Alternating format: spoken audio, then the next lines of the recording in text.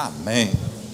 Você crê no poder da oração? Amém. Glória a Deus. Então a sua oração será respondida. Abra a Bíblia, carta de Paulo aos Romanos, capítulo de número 10, versículos 17 em diante. Carta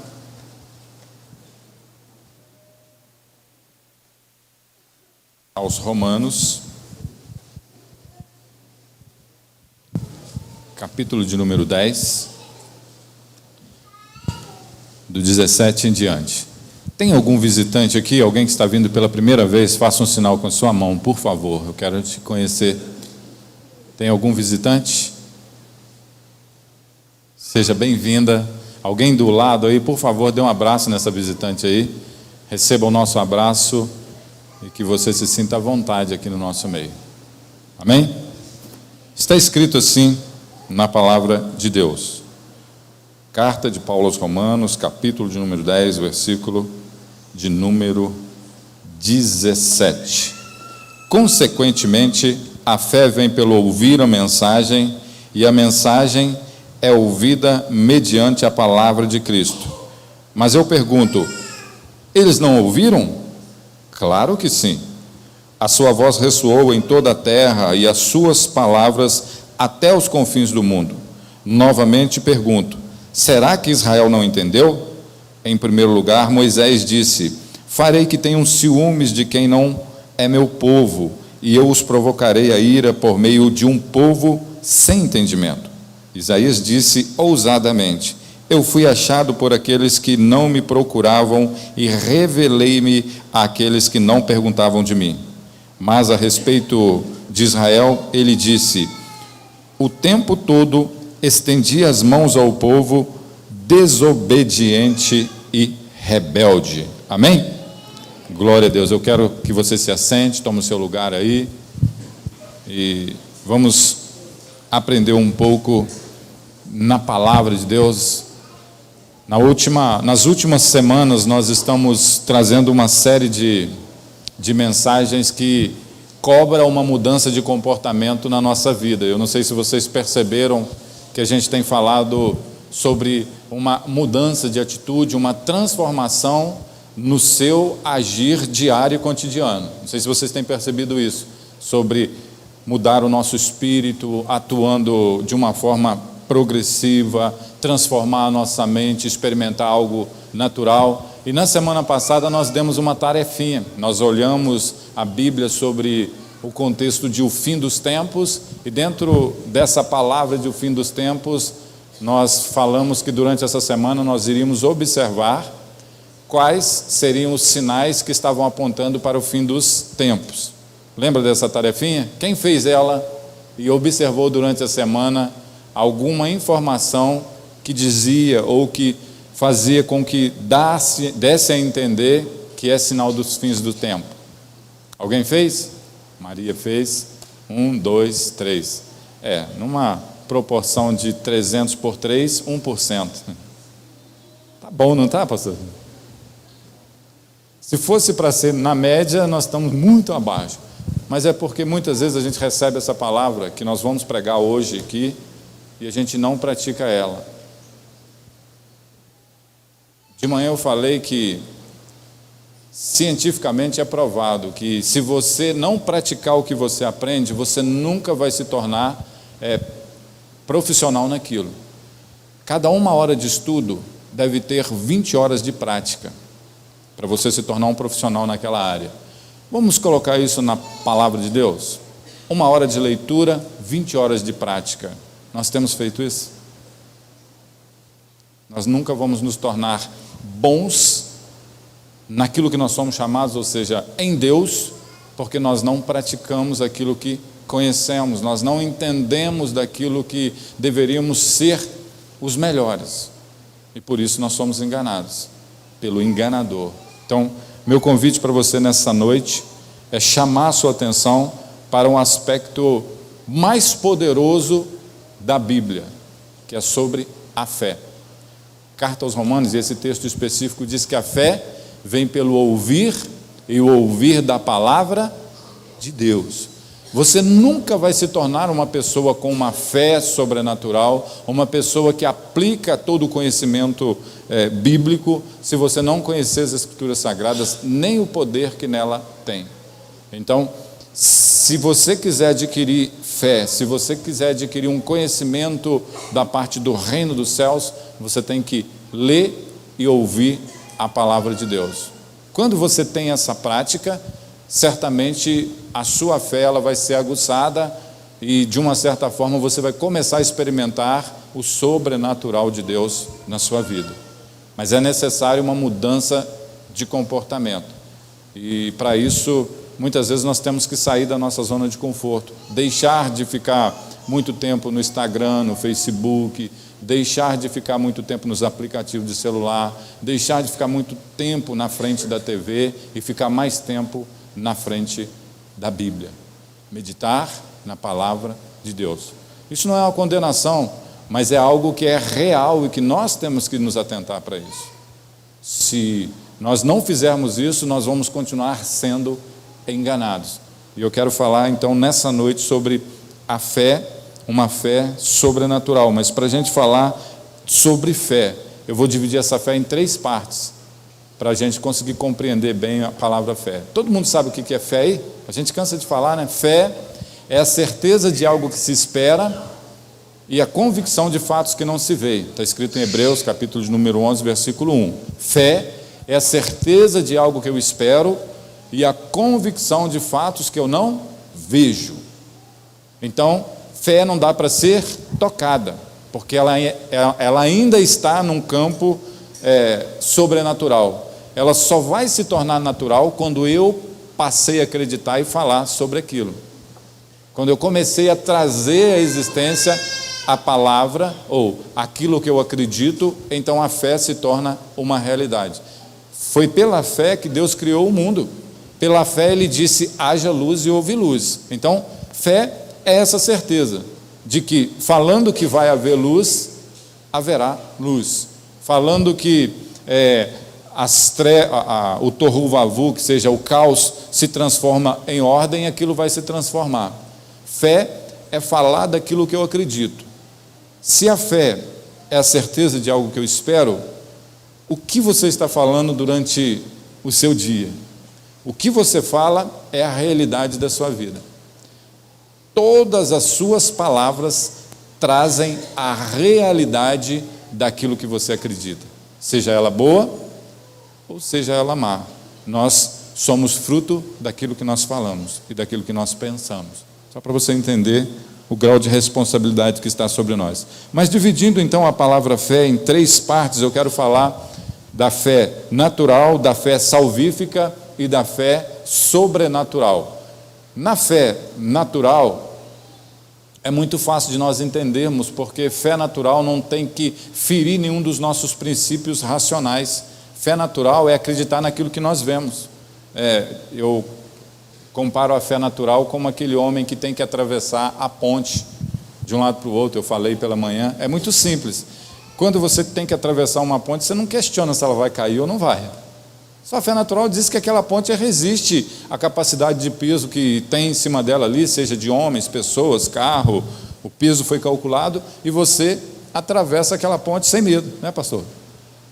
Você não fica do lado de cada ponte ali para atravessar para o lado de lá, tipo Santa Cruz e São João del Rei, e aí quando você chega lá, você não vai usar a sua fé sobrenatural e vai falar assim, Senhor Deus, em nome do teu Filho Jesus Cristo, eu te peço a revelação para ver se eu posso passar nessa ponte. Você faz isso?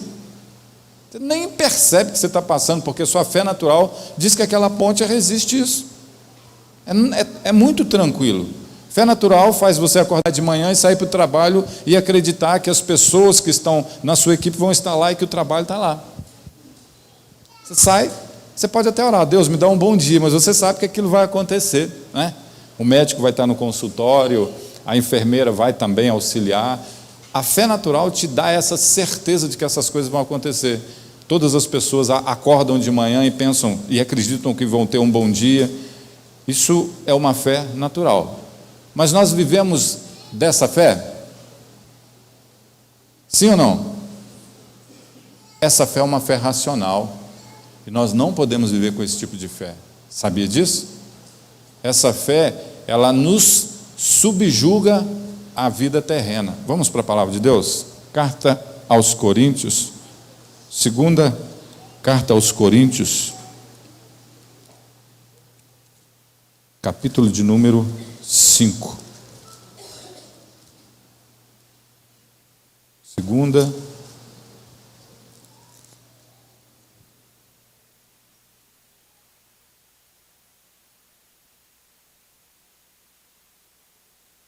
está escrito assim, ó: sabendo que, se for destruída a temporária habitação terrena em que vivemos, temos parte de Deus de um edifício, uma casa eterna nos céus, não construída por mãos humanas.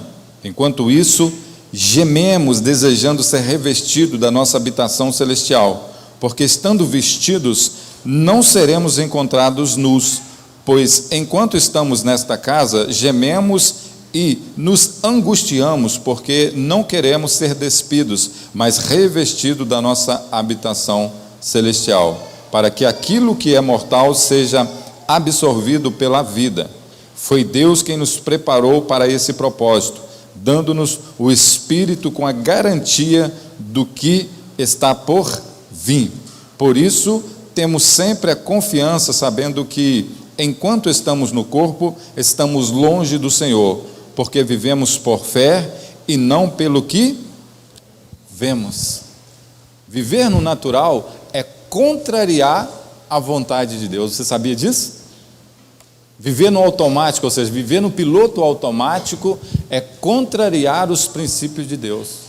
Você não tem que concordar com as coisas do jeito que ela está. Você pode mudar as circunstâncias em sua volta a partir do momento que você se torna um inconformado com aquilo que você está vivendo. E aqui eu falo em todas as áreas. Então, quando eu falo de uma fé natural, é aquilo que a maioria das pessoas vivem, mas isso deve de ser algo que nós não desejemos mais. Nós devemos deixar de viver de uma maneira natural para viver de uma maneira sobrenatural. Então, nesse texto aqui, Paulo ele está dizendo que, ainda que revestido deste corpo natural, dessa maneira natural de viver, nós devemos desejar, ou seja, buscar de todo o nosso coração viver sendo revestido por uma habitação espiritual, por um edifício construído não por mãos de homem, mas pelo próprio Deus. Ou seja, experimentar algo superior a tudo isso. Então, fé natural, ela serve para alguma coisa? Sim ou não? Quase que não, né? Ela serve para deixar você abaixo da média, no sentido de que não conhece as coisas de Deus e nunca você vai atingir um plano maior. E Deus, ele falou que ele tem pensamentos muito mais altos a respeito de você. E os planos deles são muito mais elevados do que os seus. Então, se você viver no mundo natural, ou seja, com uma fé natural, você está limitado a tudo isso. O que é uma fé natural? Ação sobre o seu controle. Eu traduzo a fé natural com essas 3 palavras. Ação que você tem o controle sobre ela. O que você depende na sua vida, mas você tem controle. Você domina.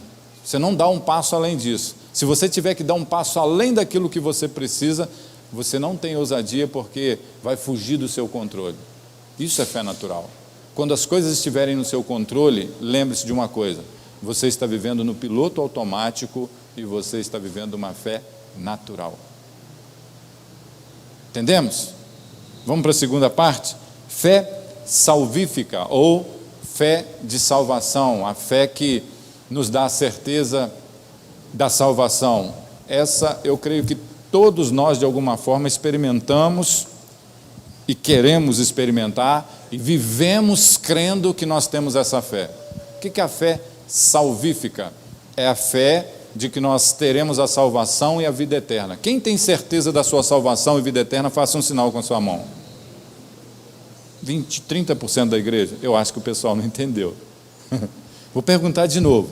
Quem tem certeza da sua salvação em Cristo Jesus, dê um sinal com a sua mão. Melhorou, mas alguns ainda não entenderam. A fé salvífica me dá a certeza de que eu fui liberto do pecado e que eu vou morar no céu. Pelo menos eu creio nisso. Como que eu posso viver crendo que eu estou salvo? O que me dá essa certeza? De manhã a irmã falou que é crer em Jesus Cristo. Sim. A fé salvífica, ela tem um propósito número 1, descansar em Deus. Sabe o que você confiar em Deus em todas as coisas, mesmo vivendo um caos, mesmo vivendo uma tribulação, você está descansando em Deus, porque você sabe, pode acontecer o que for, mas a salvação está garantida. Eu vou ser salvo ainda que pelo fogo, como diz as Escrituras, então eu passo por isso dando glória a Deus. Isso é fé salvífica. Mas dentro da fé salvadora, nós precisamos de entender 3 coisas principais. E isso tem que ser quase que a nossa profissão de fé. Quase que nós teremos que falar isso de todo o nosso coração, de toda a nossa alma e de todo o nosso entendimento. Número 1. Para eu ter essa fé certa de que eu sou salvo, eu tenho que ter conhecimento dos fatos básicos do Evangelho. Conhecer o que os Evangelhos dizem a respeito de salvação e o que ele diz a respeito de mim. Você tem certeza do que o Evangelho diz sobre você e a garantia que ele te dá de salvação? Ou você é daquele tipo de pessoa que tem medo até de dormir, porque sonha com o inferno e acorda com medo que você foi arrebatado e levado para lá? A fé salvífica é aquela fé que me faz eu conhecer que o Evangelho me dá garantia de que eu vou morar no céu, e nada vai mudar isso, nada vai me separar do amor de Deus que está em Cristo Jesus nosso Senhor. Essa tem que ser a minha convicção. Então, número 1, conhecimento dos fatos básicos do Evangelho, ou seja, eu tenho que ler, senão não vou conhecer. Não é o conhecimento do pastor Ronaldo que pode fazer você ter certeza da sua salvação, porque quando chegar lá fora alguém te pergunta e fala assim, o pastor Ronaldo falou isso, e aí? Você pode ser enganado, porque aí outra pessoa fala, não, mas não é bem assim não, tem o purgatório. E aí você vai falar, onde que é o purgatório? Aquele lugar lá cheio de pulga, lá onde ficam os cachorros. Porque na Bíblia não está escrito isso. E aí alguém te enganou, te ensinando uma inverdade que não está no Evangelho. Então você tem que ter conhecimento dos fatos. Número 2, aceitar esses fatos como verdade. Conhecer é fácil, eu ouvi falar, muito fácil. Agora, você acredita que isso é uma verdade? Você crê que aquilo que Jesus Cristo fez no Calvário, morrendo de uma forma terrível, foi verdade?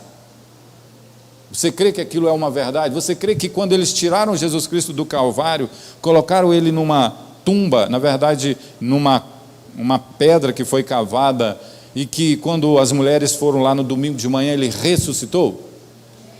Você já buscou informações sobre isso para saber se isso é verdade absoluta? Como que a gente crê que Jesus Cristo ressuscitou? Se eu perguntasse para você, Targino, apertei agora com força, por que você crê que Jesus ressuscitou? Pode falar. Se alguém quiser falar, pode falar.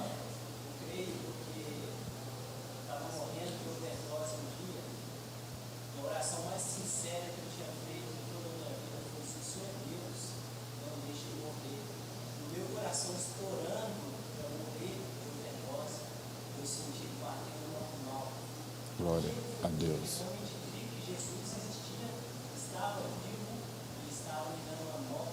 Glória a Deus, uma experiência pessoal. Quem tem uma experiência com o próprio Deus, não tem vergonha de ser questionado por nada. Uma experiência pessoal é uma das melhores formas de não ser enganado, porque ninguém tira isso de você. Mas se eu não tiver uma experiência pessoal, eu tenho que crer no que o Evangelho está dizendo. E aí eu vou ler lá, em um dos textos do Evangelho, no livro de Atos, está escrito assim: 500 pessoas estavam reunidas em um determinado lugar, quando Jesus Cristo conversou com eles e foi levado aos céus. 500 pessoas. Gente, não dá para pegar essas 500 pessoas, reunir elas no mesmo lugar e fazer as 500 pessoas mentir. E isso está confirmado. Então, Jesus apareceu para os discípulos, para os apóstolos, apareceu para os 2 homens no caminho de Emaús, que também eram discípulos, apareceu para aquelas mulheres. Isso tudo são provas verídicas de que ele ressuscitou e que depois de ter ressuscitado, ele subiu aos céus, e a Bíblia diz que ele está sentado à direita do Pai. Então, convicção dos fatos e a certeza de que aquilo é real. Isso é uma fé salvífica. Crer num Deus que tem poder de ressuscitar da morte, me dá a certeza de que Ele pode me ressuscitar. Amém? Amém. Crer num Deus que, quando estava vivo ainda como homem, pôde vencer a morte. Somente quem pode vencer a morte pode te dar também a vida. Jesus, quando Ele encontrou com aquele filho da viúva, quando Ele encontrou com aquela menina que estava no caixão, e até com um amigo dele, Lázaro, todos mortos, o que Ele fez com essas pessoas? Ressuscitou. Ele estava fazendo uma figura tipológica de que a morte não tem poder sobre a vida dele. Ele tem poder de ressuscitar qualquer pessoa que crê nele. Então, convicção de fatos, fé salvífica, é aquela fé que me dá certeza de que Jesus Cristo teve poder para ressuscitar, Ele mesmo ressuscitou e subiu ao céu. E experiências pessoais também me dá essa certeza. E número 3, a confiança na pessoa apresentada do Evangelho. Mais do que falar, ou seja, mais do que 1000 palavras. Esqueci como que é a frase, se vocês lembrarem, me ajuda. O que arrasta uma multidão não são as palavras, são os exemplos, né? Então não é pelo que ele falou, mas pelo que ele fez. Então, eu tenho a certeza e eu posso colocar crédito no que Jesus Cristo falou? Sim ou não? Em umas outras religiões ou credos, quando a gente vai estudar, eu não vou entrar no mérito aqui, mas quando nós estudamos o idealizador daquela fé, ou daquela doutrina, ou até mesmo daquele credo, estas pessoas não viveram coerente com aquilo que lhes foi revelado. A revelação não se tornou realidade, então não está coerente, e aí não se pode crer naquilo. Quando se muda as versões por um ou outro momento, isso não me dá certeza, mas nos evangelhos e em Jesus Cristo isso não muda. O que Jesus Cristo falou, Ele confirmou. Então dá para todos nós crermos que Jesus Cristo pode nos ressuscitar dos mortos? Dá para viver o sobrenatural crendo na salvação? Amém. Glória a Deus. Então isso está fácil de entender? Você crê que você é salvo? Amém. Se cantar o número hoje, você vai tranquilo? Teve gente que está repreendido. Eu sei que eu estou salvo, mas me dá mais uns 10 anos aí. Me dá um bônus, né? Quem que fez isso? Ezequias? Né? Me dá um bônus aí, Deus deu 15 anos. Tá. O que você vai fazer com esses próximos 15 anos?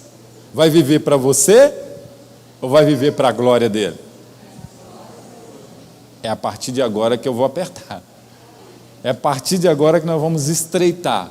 Fé natural nós não podemos viver. Fé salvífica todos nós já recebemos, amém? Deixa eu fazer uma pergunta aqui, antes de eu apertar um pouco mais. Quem aqui ainda não entregou a sua vida totalmente a Jesus Cristo? Não fez a oração de aceitação e, na verdade, pedindo a Ele para te aceitar, porque, na verdade, não é nós que aceitamos Ele, é Ele que nos aceita. Quem não entregou a sua vida totalmente para Jesus Cristo e quer entregar ela a partir de agora, para ter certeza da sua salvação e saber que a partir de agora, se cantar o número da sua ficha, você vai direto para o céu, sem nenhum tipo de parada em qualquer outro lugar, você vai direto, não vai ter nenhum lugar estacionário. Preciso repetir, né? Tem alguém que quer entregar a sua vida para Jesus agora aqui, quer falar, eu quero entregar minha vida agora, pastor. Tem alguém que ainda não fez essa oração de aceitar Jesus Cristo como Senhor e Salvador, entregar a sua vida para Ele agora? Todo mundo aqui tem essa certeza dessa salvação e já entregou sua vida para Jesus? Amém. Eu vou fazer uma outra pergunta. Talvez você estava vivendo uma fé natural e talvez você estava vivendo de uma maneira não condizente com aquilo que é o Evangelho, e você não tinha até esse momento a certeza de salvação, e você quer ter de novo essa certeza de salvação e quer voltar para os braços do Pai, você quer voltar de novo para a casa do Pai, você quer ter intimidade com Deus. Tem alguém que quer fazer um concerto com Jesus nesta hora? Tem alguém aqui que sentiu no coração de falar assim, eu quero voltar para os braços do Pai, eu estou arrependido da maneira que eu estava vivendo. Ninguém aqui tem a intenção de condenar ninguém, nós temos a intenção de trazer pessoas para o reino de Deus. Tem alguém que quer vir aqui na frente para que eu possa orar? Vem cá agora, quero orar com você. Glória a Deus. Isso é uma atitude de fé, fé sobrenatural. Tem mais alguém que quer fazer um concerto com Jesus e ter a certeza da sua salvação? Se você quer fazer isso, vem aqui agora. Eu quero orar com você, porque a partir de agora nós vamos aprofundar nos caminhos do Senhor e na palavra de Deus. Amém? Todo mundo tem certeza da salvação? Glória a Deus. Eu quero orar em favor da sua vida, minha irmã, da Sandra também.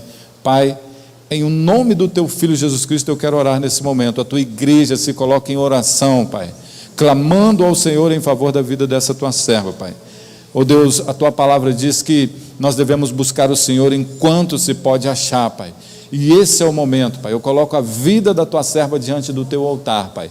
Recebe ela como tua filha, Pai. Escreve o nome dela no livro da vida, Pai. E que de maneira nenhuma ela seja arrebatada das tuas mãos, Pai. Da mesma forma eu coloco a vida da Sandra no teu altar, Pai. Recebe ela no teu reino, Papai, no teu trono, Papai. Ou não permita que ninguém arrebate das tuas mãos, Pai. E faça dela, Papai, uma serva do Senhor, em nome de Jesus. Repita comigo essa oração assim, fala assim, Senhor Jesus, eu quero retornar ao teu reino. Eu quero experimentar a vida plena, em nome de Jesus. Amém. Glória a Deus. O nome de vocês está confirmado no livro da vida. Glória a Deus por essa atitude. Aleluia. Fé salvadora, que traz arrependimento e traz conversão para a vida de pessoas. É isso que Deus quer. Pessoas se rendendo aos seus pés. Amém? Glória a Deus. E agora, a terceira parte da palavra fé, que foi desmembrada em 3 partes, eu quero falar sobre o dom da fé. A fé natural é aquilo que nós temos controle. A fé salvífica é aquela que me faz eu descansar em Deus. E a fé sobrenatural, ou seja, o dom da fé, que está lá em Coríntios, capítulo de número 2. Qual que é a expressão do dom de fé? Depois de ter sido salvo, depois de ter aprendido e conhecido de Deus, é hora de trabalhar. É hora de pôr a mão no arado. E é sobre isso que eu quero falar e que eu quero dividir com vocês, de uma fé em ação. Hora de acordar, é hora de fazer com que as coisas que Deus falou a respeito de você se tornem uma realidade. Vamos abrir a palavra de Deus no Evangelho de João, capítulo de número 3. João.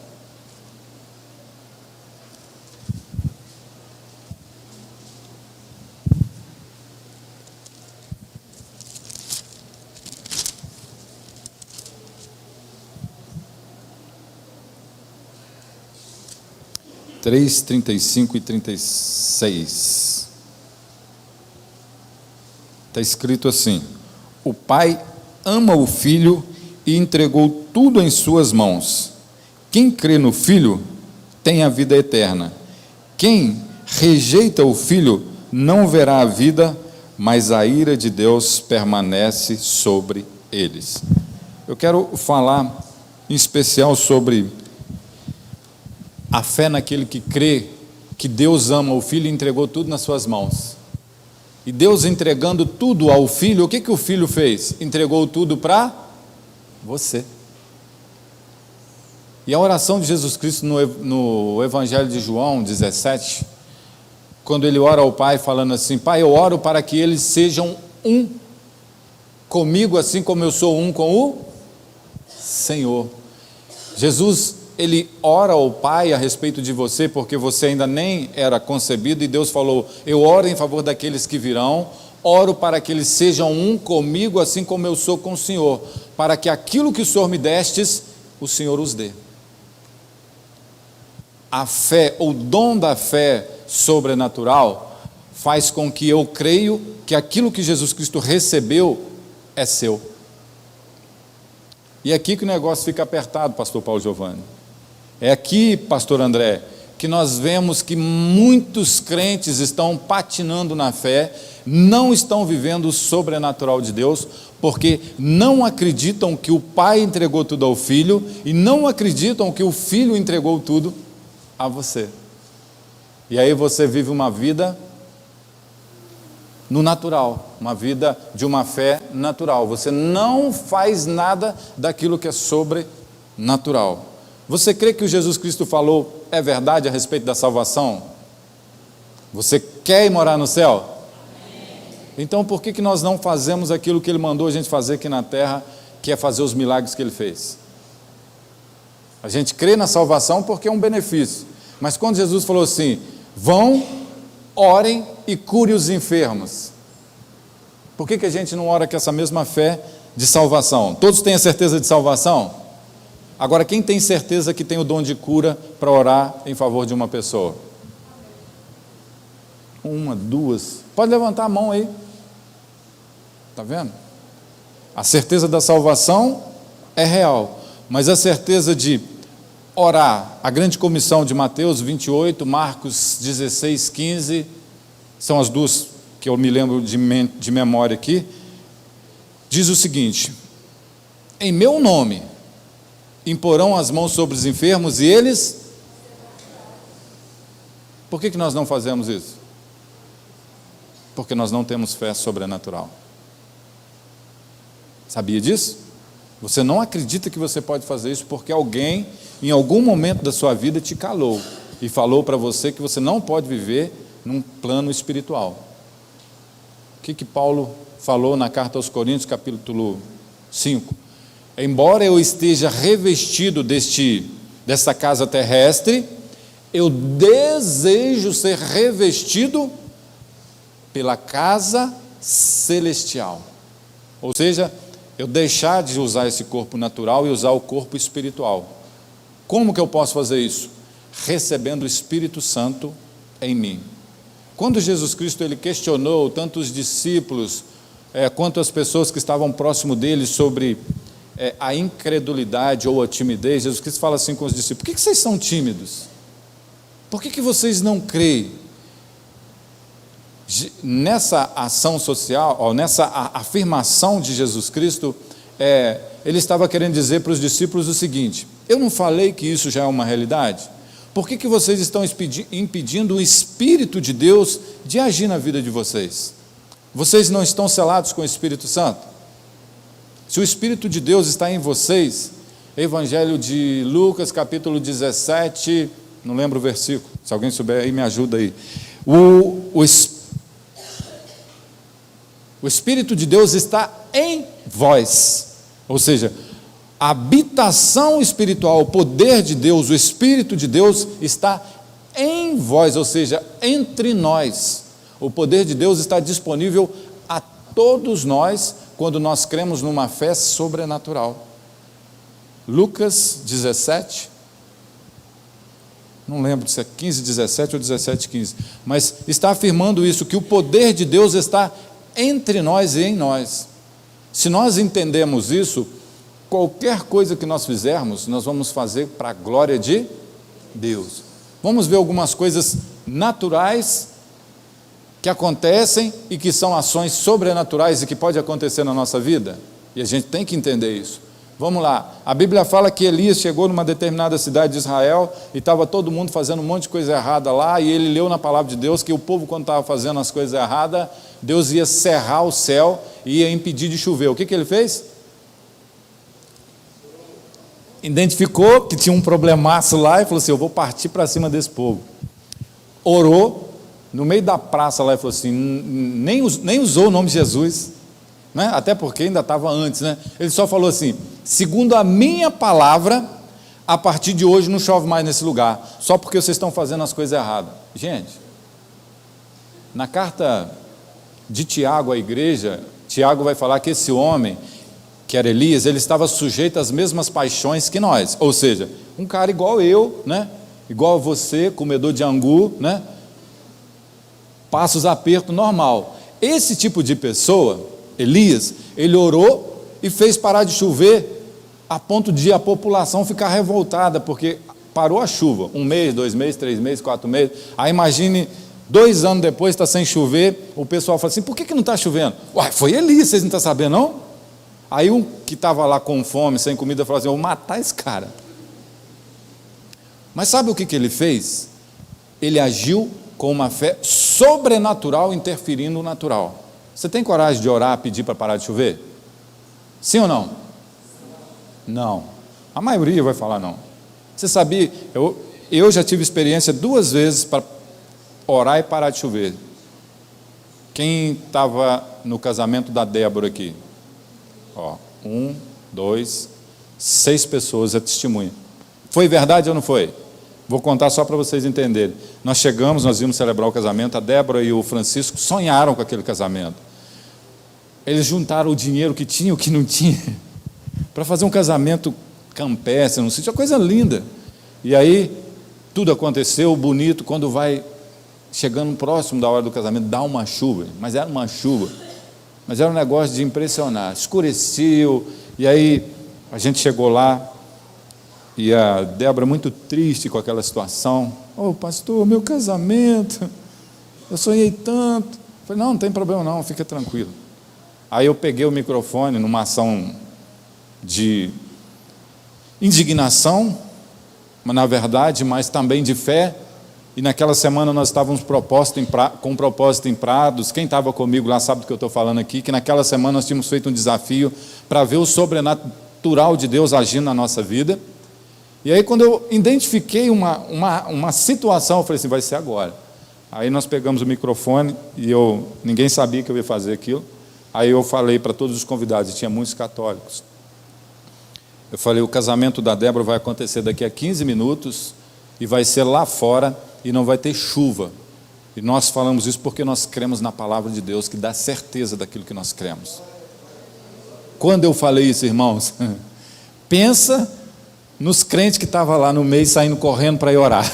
As mulheres juntou uma com as outras e fechou no quarto. Os homens, os pastores, tinha lá o pastor Wellington, eu não lembro quem estava mais comigo, me puxou, falou: pastor, nós temos que orar agora, porque o que o senhor falou é muito doido.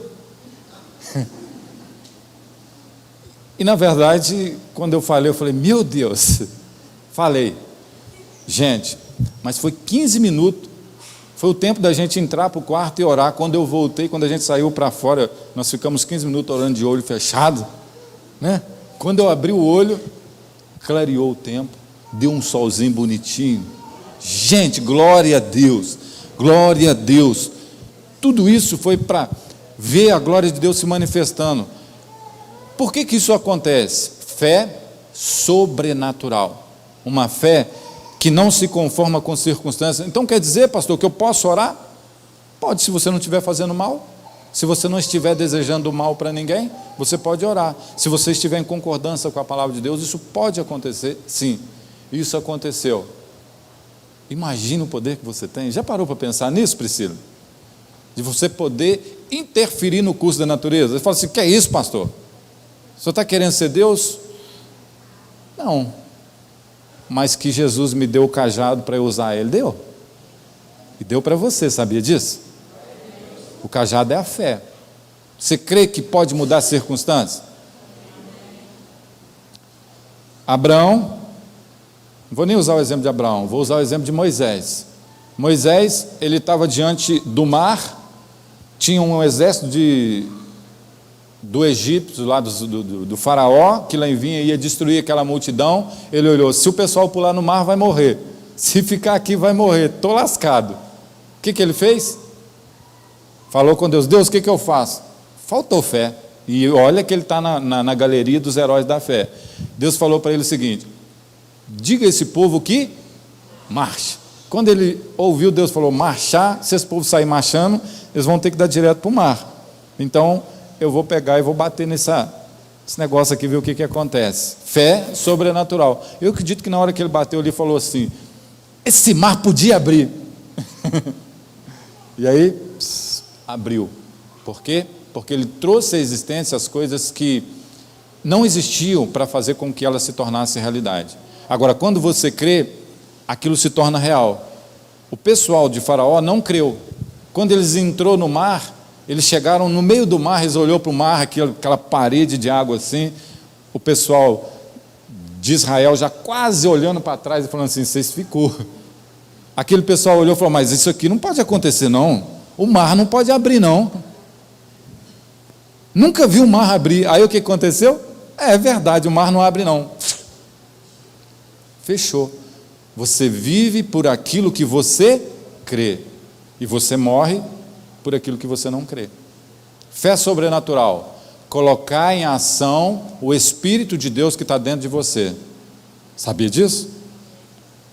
Jesus então ele questiona os discípulos porque eles eram tímidos.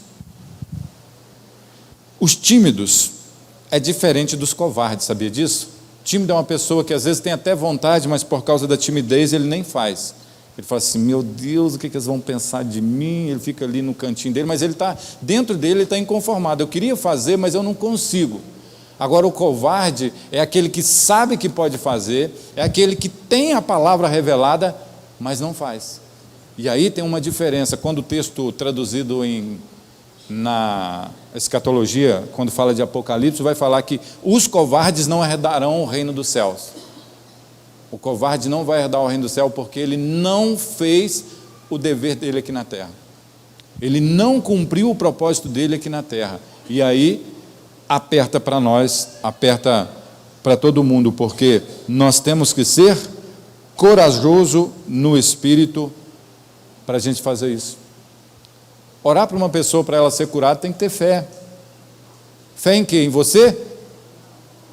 Fé em quem? Na Bíblia? Ou em Deus? Fé no que a palavra diz a respeito de você. Isso é o sobrenatural de Deus. Vamos para a Bíblia. 12 discípulos andaram com Jesus. Não preciso falar o nome deles. Um deles se desfez. Judas não conseguiu. Colocaram Matias no lugar dele. Os 12 discípulos tinham que fazer com que o nome de Jesus fosse proclamado entre as nações próximas ali até os confins da terra, certo?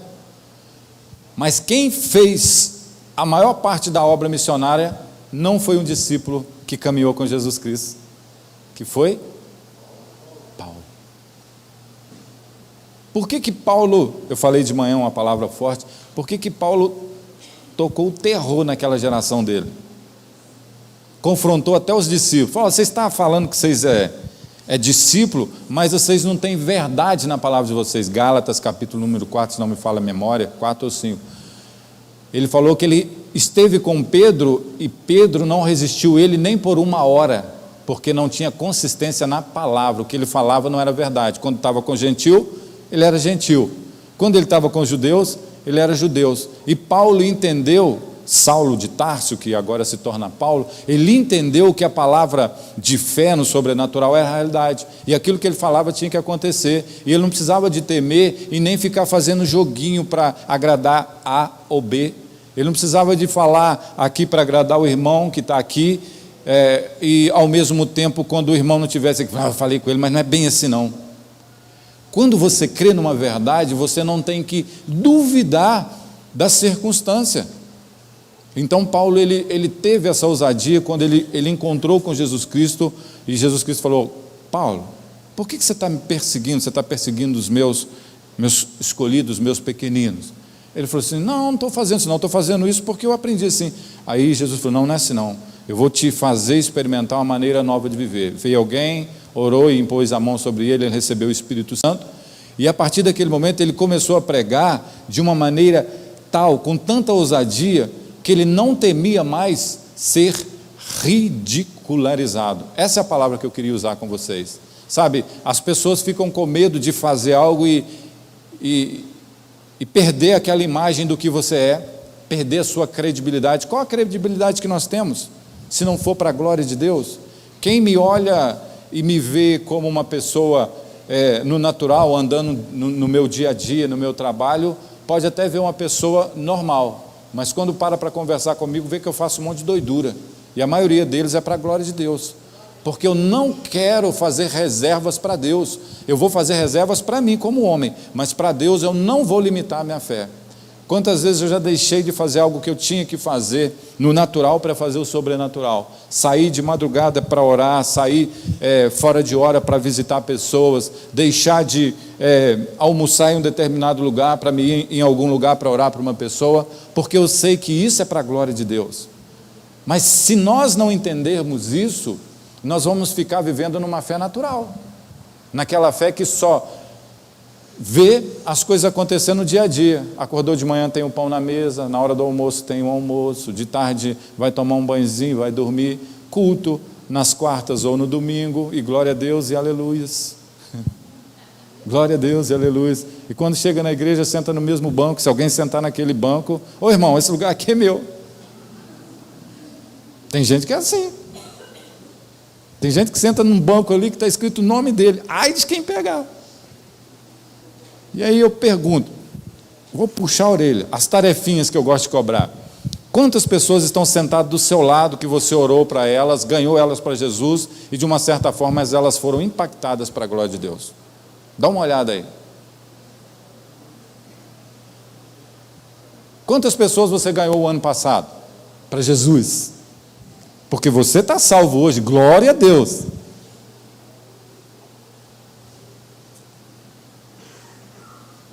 O que você está fazendo? Pastor, eu estou trabalhando, eu estou com uma célula em casa, mas eu não estou dando fruto ainda, meu irmão. Mas você está plantando a semente, não é de uma hora para outra que você vai ver o ramo e os frutos, não. Leva um tempo, mas não desiste, continua firme. Os covardes é aqueles que olham para a dificuldade e falam assim: vou largar isso para lá. Covarde é aquele tipo de agricultor que planta o milho, aí quando ele começa a dar a folhinha, vai lá, arranca para ver se a espiga está lá do lado de baixo na terra. Ou então aquele que planta batata e está lá as folhas e fala assim: gente, não está dando batata, deixa eu olhar lá embaixo se tem alguma coisa. Aí mata a planta. A gente leva um tempo para ver o fruto. A gente prega a palavra de Deus 1 dia, 2 dias, 3 dias. Deus ele levou aproximadamente 10 mil anos até enviar o Filho dele. E Deus não mandou Jesus Cristo vir ainda para levar a igreja, para levar a noiva, como nós falamos a semana passada, porque Ele ainda não desistiu de você, meu irmão, ainda não desistiu dos seus familiares, ainda não desistiu da sua família. Deus ainda está esperando você manifestar a glória dEle aqui na terra. É por isso que Ele ainda não veio, porque Ele quer ver a manifestação dos sinais na sua vida. Há pouco tempo atrás, quando eu me converti, eu sou convertido há uns 15 para 16 anos, eu não tenho certeza do tempo, mas quando eu me converti, de pouco, eu ouvia falar dos sinais e milagres que estavam acontecendo ali em BH. BH, há uns 15 anos atrás, houve um grande avivamento. Foi o ministério diante do trono e alguns ministros de louvores que se reuniam, e quando eles oravam, os milagres aconteciam ali, pessoas eram curadas, cadeiras de roda eram deixadas no final do culto. Eu vi algumas pessoas dizendo que caía pó de ouro no ambiente onde eles estavam louvando a Deus, pessoas que estavam em um espírito de adoração tão elevado que os dentes deles começaram a ficar brilhantes como ouro. Isso recentemente, agora 15 anos atrás. Por que esses milagres não acontecem hoje na nossa geração? Por que você não está vendo o milagre hoje? Porque você não tem uma fé sobrenatural e você não está usando o dom da fé na sua vida. O deputado federal, não vou citar o nome dele aqui, um pastor com dom de cura em um outro estado, ele orava e as pessoas eram curadas na igreja, ele fazia grandes reuniões em praças e em estádios de futebol, e ele era conhecido como o pastor da cura. Imagine um homem desse quando falou que ia se candidatar para deputado federal. Todo mundo votou no homem, e ele foi eleito. 2 anos depois, fizeram uma pesquisa de quem tinha feito mais ajuda e assistência social no Senado, e descobriram que esse deputado foi o que mais deu cadeira de roda para os outros. Deixou de curar pessoas para dar assistência para uma pessoa. Meu Deus, uau! Vendeu o chamado dele. Deixou de fazer o que Deus mandou para fazer o que os homens pediu. Quem quer mudar a vida dele a partir de hoje, ou seja, ser um agente transformador na vida de outras pessoas? Quem quer experimentar isso? Quem quer ter essa fé ativada? A Bíblia fala que Deus deu dons, e dons específicos a cada um. Eu não quero aqui dizer que todos aqui devem orar e curar pessoas, eu não quero dizer isso, mas eu também não posso deixar de afirmar que a maioria tem o dever de fazer isso. É um dever de cristão orar e as pessoas serem curadas. Jesus, ele chamou a grande comissão. O que a grande comissão significa na Bíblia? É aqueles que aprenderam e andaram com Jesus Cristo. Você tem andado com Jesus Cristo? Você tem conhecido Jesus Cristo de fato? Você tem lido a palavra de Deus? Se você conhece a palavra de Deus, se você anda com pessoas que falam de Deus, você tem que ser parecido com Ele. Você revela a natureza dele. Deus, quando no Éden, quando Ele criou o homem, Ele disse para o Filho e para o Espírito, os três ali, a Trindade estava ali revelada, Ele vai dizer o seguinte: façamos o homem à nossa imagem e à nossa semelhança. Se você é a imagem e a semelhança de Deus, o que você tem que fazer? Refletir a glória dele. Paulo, ele vai falar na carta aos Coríntios que nós somos como um espelho embaçado, né? Ou seja, o pecado impede a gente de refletir totalmente a glória de Deus, mas se a gente entende que nós somos a imagem e a semelhança de Deus, nós vamos refletir a glória de Deus em nós, e aonde a gente chegar, a gente vai trazer mudança de vida. Tem que haver mudança. As pessoas que estiverem próximas de você, se não tiverem a sua vida transformada por alguma coisa, você não está sendo um agente de Deus, você não está fazendo aquilo que a palavra de Deus manda você fazer. As pessoas que estão perto de você têm que ser transformadas para a glória de Deus. A gente tem que entender isso. Como que eu faço isso, pastor? Vamos continuar em Gênesis, vamos entender bem. Deus, quando criou o homem, vamos lá, Gênesis, não está dentro do que eu quero falar aqui, mas dá para entender isso. Gênesis capítulo 1. Nós somos imagem de Deus, não somos? Gênesis 1.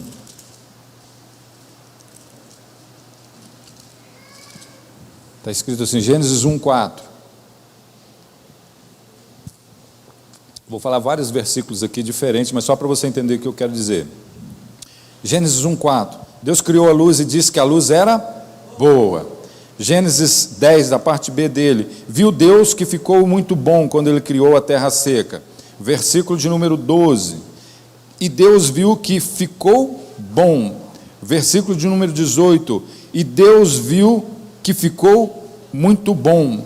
Versículo de número 22, 21 vai falar o seguinte, e Deus viu que ficou bom. Versículo 22, e Deus os abençoou. Versículo de número 25, e Deus viu que ficou bom.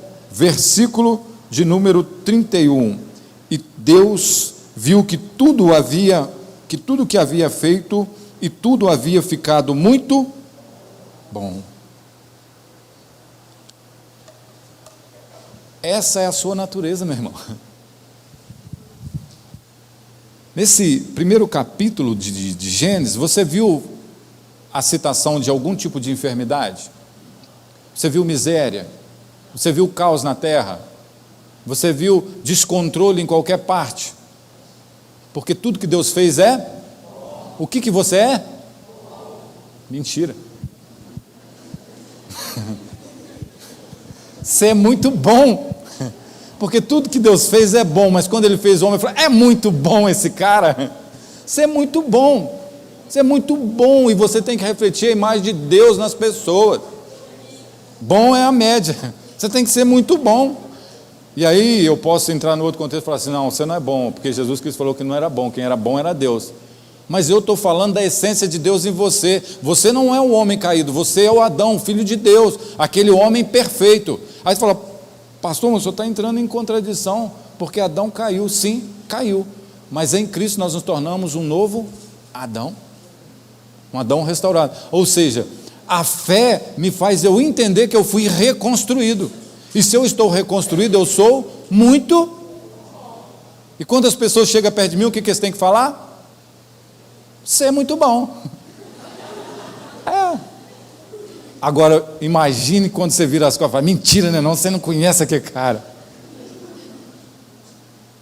Sabe, a gente tem que refletir a glória de Deus. As pessoas têm que olhar para nós e falar, puxa vida, olha só como é que é aquele rapaz. Ele era ruim, né? O Adão caído, o homem pecaminoso, ele era ruim mesmo, né? Eu antigamente, antes de Cristo, meu Deus do céu, não era bom nem conhecer, né?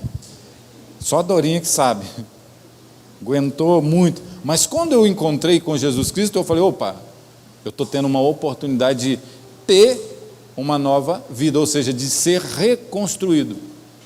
E aí eu comecei a mudar a minha mente, opa, eu posso melhorar aqui. Vou falar, por exemplo, no casamento, a gente trabalha com casais. Seu casamento está bom? Mais ou menos. Seu casamento está ruim? 100% quase levanta a mão aí. Problemada danada. Tá, deixa eu falar uma coisa. 10% do problema do casamento, oração. Você tem que orar. 90%, toma jeito nessa vida sua aí, mulher e homem. Vai fazer o que você tem que fazer, mulher. Cuida das coisas de casa, ora, procede direitinho. Homem, toma postura diante do seu casamento, seja o homem dentro de casa, seja o guerreiro, seja o provedor, tenha responsabilidade, traga Deus para dentro de casa, apresente a sua mulher para Deus, mulher, apresente o seu homem para Deus, tenha uma ação em favor de Deus, porque só assim o seu casamento vai ser bom, só assim você vai refletir a glória de Deus, e as pessoas vão falar assim, ó, eu quero continuar casado para sempre, porque é bom, não é ruim. Os filhos vão olhar para o pai e para a mãe e falar assim, eu vou casar, eu vou ser um casal bonito igual o meu pai e minha mãe. Sexta-feira agora, eu e meus irmãos, eu sou de uma família de 6 irmãos, eu sou o mais velho, e mais 5 comigo, e nós fizemos uma celebração para os meus pais, 50 anos de casado, comemoraram, e com muita alegria. Digno é o matrimônio, né? Sem mácula, digno de ser venerado. Só quem consegue olhar para exemplos, consegue suprir as necessidades em ti e falar assim, eu tenho um alvo, eu tenho algo para me continuar seguindo. Se você não entender a sua identidade, se você não entender de onde que você veio, se você não entender o que você é, você nunca vai ser um vencedor. Você não é o Adão caído, você é Jesus Cristo reconstruindo em você. Você foi, eu disse de manhã que você foi reconfigurado, né? Na configuração aí da nova geração de fazer todas as coisas novas, ou seja, Deus, Ele viu que tinha dado defeito no negócio, Ele falou assim, eu vou fazer isso ficar bom agora, vou melhorar. O que Ele fez? Enviou o Filho dEle para reconstruir, e Ele falou que agora você tem Cristo em você, e que você reflete a glória de Deus, como nós cantamos, Cristo em mim, o que nós cantamos? Cristo em mim, a esperança na glória de Deus, ou seja, quando as pessoas olham em você, eles vão ver Deus, e se isso é uma realidade, aqui eu aperto, o que nós temos que fazer? O que Jesus Cristo fez? A Bíblia fala que Ele andou sobre as águas, pensa num negócio doido, pastor Paulo Giovanni, a gente tem tentado buscar a Deus de algumas maneiras. A gente costuma fazer um propósito de ficar um dia de jejum. Às vezes a gente vai orar no monte, fica ali buscando a Deus, mas 40 dias de jejum ainda não fiz. Então não dá para me fazer tudo que Jesus Cristo fez. Mas eu queria pelo menos fazer o que Pedro fez, descer do barco e andar nas águas. Gente, deve ser muito bom esse negócio. Não é não? Jesus falou que a gente pode fazer isso. Por que a gente não quer isso? Sabe por quê? A gente quer o saldo da conta, mas não quer pagar o preço do trabalho que foi feito ali, de andar com Jesus Cristo, de chorar com Jesus Cristo. A gente quer os holofortes, mas não quer os guetos, não quer andar no lugar que ninguém quer ir. E aí você nunca vai experimentar a glória de Deus. Então, deixa eu te dar um conselho. Quer ver alguém ser curado? Começa a orar para sua esposa, para os seus filhos.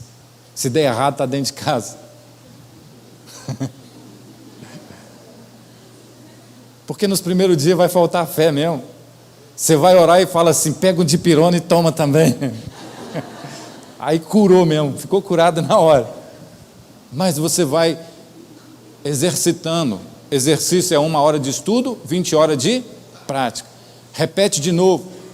Vai chegar um dia que a sua esposa vai chegar perto de você, ora por mim, porque aquele dia que você orou, eu fui curado. Aí você fala, puxa vida, aconteceu. Começa a praticar. Jesus Cristo, ele iniciou o seu ministério aos 30 anos de idade. Mas você acha que desde pequenininho ele não estava fazendo uns milagres ali, não, gente? Você acha que ele não brincava com os coleguinhas lá e alguém machucava, ele lá passava a mão? Seja curado. Você acha que ele não fez isso, não? Tem um livro, eu não posso indicá-lo porque ele é apócrifo, mas ele conta a vida de Jesus quando criança. É claro que ele está fazendo alegoria, mas em um dos capítulos lá fala que os colegas de Jesus pegou o bodoque, lá não é bodoque, tem um outro nome lá, e atirou uma pedra num passarinho, o passarinho caiu sem cabeça. Aí, o que Jesus fez? Pegou a cabeça e colocou no lugar. Os meninos falaram, que é isso? Você atrapalhou a nossa brincadeira. Isso é um livro, mas ele está trazendo menção de algumas coisas que são sobrenaturais na vida de Jesus Cristo, ou seja, ele veio praticando até ele ter convicção de que aquilo era uma realidade. Às vezes a gente olha para Jesus Cristo e pensa assim, Jesus Cristo era plenamente homem. Sim, totalmente homem. E aí as pessoas falam assim, mas ele era plenamente Deus. Não. Jesus Cristo, quando ele pisou aqui na terra, ele era totalmente homem. Tudo que ele fez foi na carne. Todos os milagres que ele fez foi como homem. Aí você fala assim, mentira, pastor. É verdade. Ele se tornou Deus quando ele morreu e ressuscitou. A Bíblia fala em Filipenses capítulo 2. Por causa de ele ter se esvaziado, ou seja, ele se esvaziou da sua forma de Deus. Se ele se esvaziou, ele era Deus. A gente pensa que ele era Deus, né? Aí como Deus, ele pode fazer o que ele quer. Sabia que isso é uma mentira do diabo? A gente pensar que Jesus era Deus, ele continuou sendo Deus, é claro, mas ele não tinha os atributos de Deus ali, porque ele tinha se esvaziado. Por que ele chorou?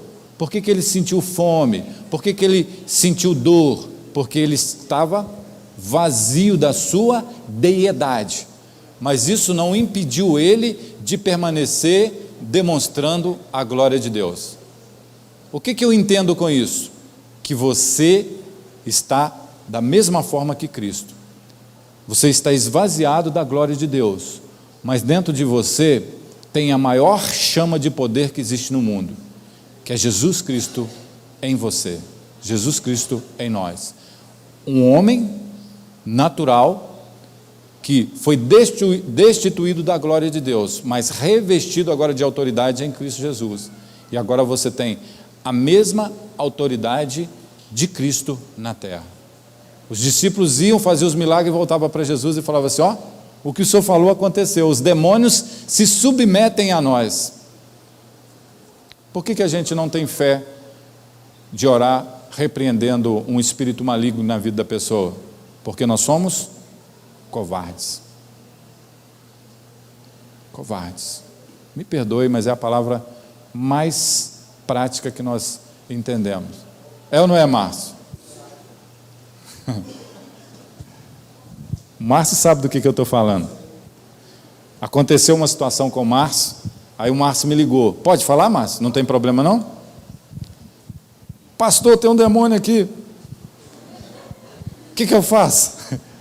Ora, manda ele embora. Ué, mas ele não quer obedecer. Ora de novo. Ó, pastor, mas não adianta não, eu já falei que ele não pode entrar na porta aqui, mas da porta para fora ele está quebrando tudo.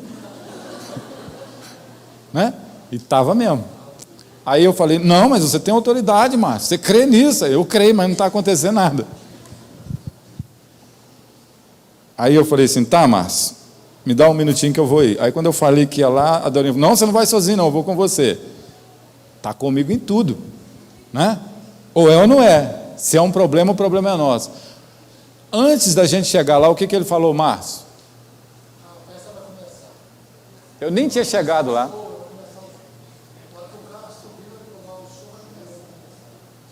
Por quê? Por que ele falou isso? Era o demônio que estava manifesto. Porque ele sabia que alguém ia chegar lá com autoridade. Quando nós chegamos lá, eu falei com o Dorinho, não entra, fica na intercessão aí. Falei para o Márcio, para Léo, fica aí, não precisa fazer nada não, nós vamos orar aqui, na autoridade do nome de Jesus. Aquele homem estava em cima do carro, aí ele desceu para debaixo do carro e levantou o carro. O Márcio fechou a porta da sala.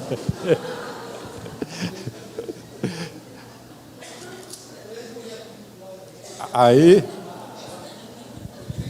eu falei assim, eu não posso brigar com esse homem aqui agora, né? Não tem jeito, eu não vou. Aí o Márcio falou assim, agora eu vou ter que ajudar o pastor. Como que eu fiz, Márcio?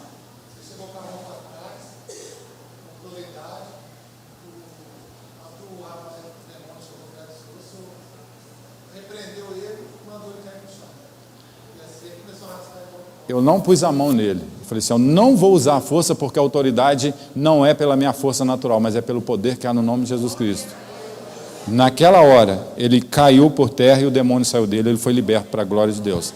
Hoje é um homem convertido para a glória de Deus, foi liberto da droga, foi liberto dos demônios para a glória de Deus. Por que isso acontece? Porque existe um poder sobrenatural sobre nossas vidas. Quando o Márcio viu isso, falou assim, eu quero isso para a minha vida, né, Márcio? Só vai acontecer isso quando nós deixarmos de ser covarde. Tem um pastor que eu não me lembro o nome dele, e aí eu não consigo dar o crédito para ele. Eu acredito que foi num livro que eu li, ou em uma pregação, que um membro da igreja chegou para ele e falou assim, pastor, tem um demônio aqui, ele não quer sair de jeito nenhum. Já fiz de tudo, o demônio não sai. Aí o pastor falou assim, traz ele aqui. Aí levaram o moço lá endemoniado, colocou numa sala. Aí o pastor falou assim, vai lá, busca uma garrafa de Coca-Cola e traz para mim aqui. Aí eu, o que é isso? Aí o pastor pegou a Coca-Cola, pôs na mesa e começou a tomar Coca-Cola. E o diabo lá, jogando o homem para o chão, fazendo aquela coisa tudo. E aí ele tomou um copo, tomou 2 copos, e aí deu uns 45 minutos. Aí o diabo olhou para ele, você não vai fazer nada não? Eu falei, não. Você não vai mandar embora não? Você tem que ir. O que você está fazendo aí ainda? O diabo foi embora. Sabe? Ele aposta na nossa fraqueza, no nosso medo, na nossa falta de conhecimento. E isso é o mal desse século. Uma vez, nós ficamos aqui por quase 2 horas brigando com uma pessoa que estava endemoniada. Gente, aquele foi o dia que eu mais me revoltei na minha vida. Foi o mesmo? É mesmo. Gente, eu fui para casa muito irado. Verdade. Gente, aquela semana foi a semana que eu mais busquei a respeito disso. Eu falei, eu não aceito isso na minha vida não. O que é isso? O nome de Jesus tem poder. Tudo que nós fazia, não acontecia nada, né? E aí eu fui para a palavra de Deus, eu fui buscar pessoas que tinham conhecimento nessa área, eu me aconselhei. Por isso que depois aconteceu tudo aquilo. Por quê? Transformação da mente. Eu fiquei inconformado naquela semana. Eu orei, eu busquei de Deus, eu busquei conhecimento. E aí logo em seguida, eu não sei quanto tempo depois, aquilo aconteceu. E aí nós conseguimos, de uma certa forma, demonstrar aquilo que a palavra de Deus ensina sobre nós. Então, O que eu aprendo com tudo isso? Eu tenho que conhecer, crer e viver o sobrenatural de Deus. Amém? Amém. Fé natural, atravessar a ponte sem orar, todo mundo faz, amém? Amém. Fé salvífica, todo mundo tem a salvação, amém? Amém. Fé sobrenatural, autoridade sobre a sua vida para orar e determinar o reino do céu na terra. Amém? Vamos estabelecer o reino dos céus aqui na terra? Gente, Paulo, sozinho, conquistou toda a Ásia. Aqui tem umas 200 pessoas. São João del Rei, ó, ficou pequenininho. Se cada um de vocês decidir fazer o que vocês têm que fazer. Não tem que perguntar para Deus se eu devo orar para o enfermo ser curado, não. Você pode orar e ele vai ser curado. A glória de Deus vai se manifestar na sua vida. Você tem que entender isso. Amém? Vamos agir no sobrenatural? Vamos crer no sobrenatural? Prepara o terreno antes. Ora, pedindo a Deus para fazer aquilo acontecer e depois entre em ação. Manifeste a glória de Deus. Fique de pé. Estou encerrando.